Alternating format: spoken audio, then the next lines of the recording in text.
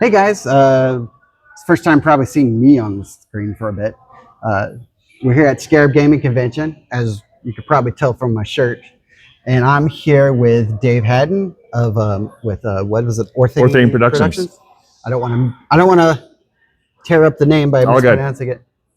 So what brings you here to SCARAB Gaming Convention? Well, we are an indie game company located in North Carolina, and we have our first product is Kingdom of Keshanar, which is a big Egyptian-themed setting.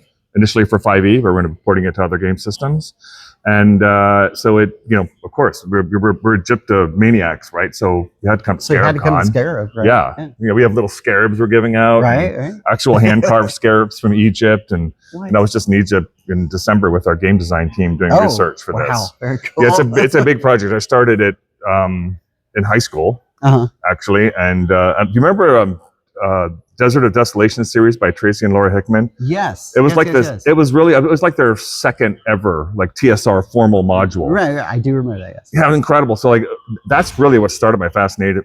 Everybody loves ancient Egypt. What's not to love? It's so cool. Right, the culture and mummies and pharaohs. It's just like good stuff, and the gods are so rich and interesting. But that module combined it with D&D, it was like, well, okay, that's a beautiful mix. And there's been lots of great content, Egyptian content, but this is we're really going all in with this one.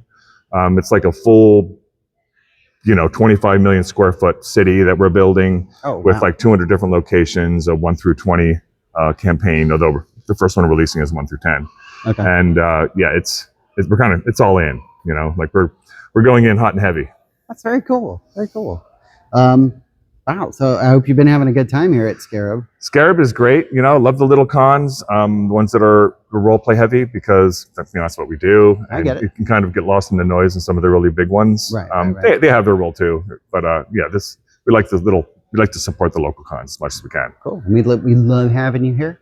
I was super stoked when I found out what your game was about and that you guys were coming. I was like, oh yeah, that's gonna be great.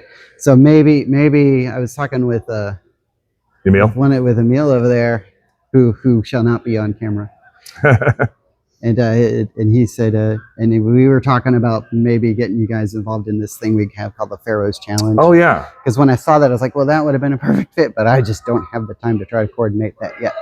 But we'll see what we can do. Sure. Because we do take that to other conventions too. And neat. Yeah. I mean, what would be more appropriate, right? Yeah. Anything to do with ancient Egypt, we're in. Yeah. We're still brushing the stand out of our clothes from doing a 2-week research study with our game design team, which includes an Egyptologist. Actually 2. There's one who's a native Egyptian Egyptologist and a Western one. In fact, we're presenting at a conference, an Egyptology conference in April.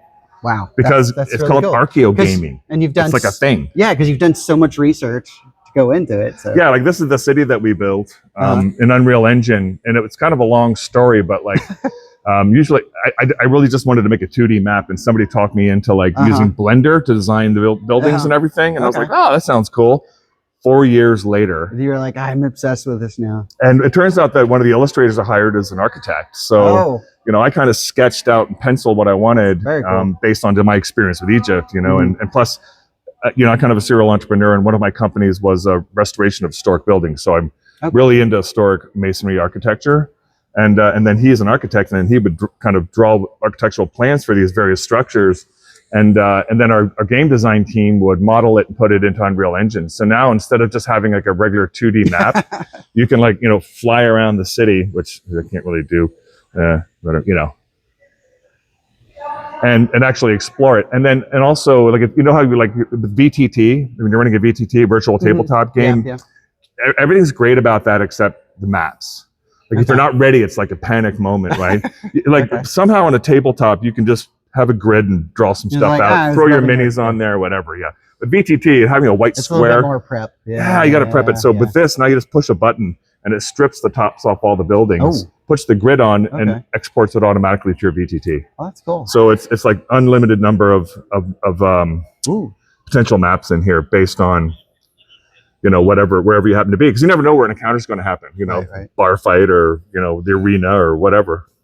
Very cool. All right. Yeah. Well, Dave. Is Dave or David? Doesn't matter. Doesn't matter.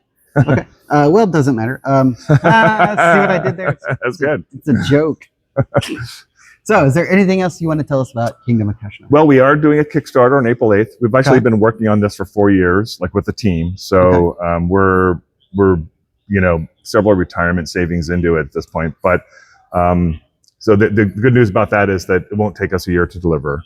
So the Kickstarter starts at April 8th. We're going from here. We're driving from here to GaryCon.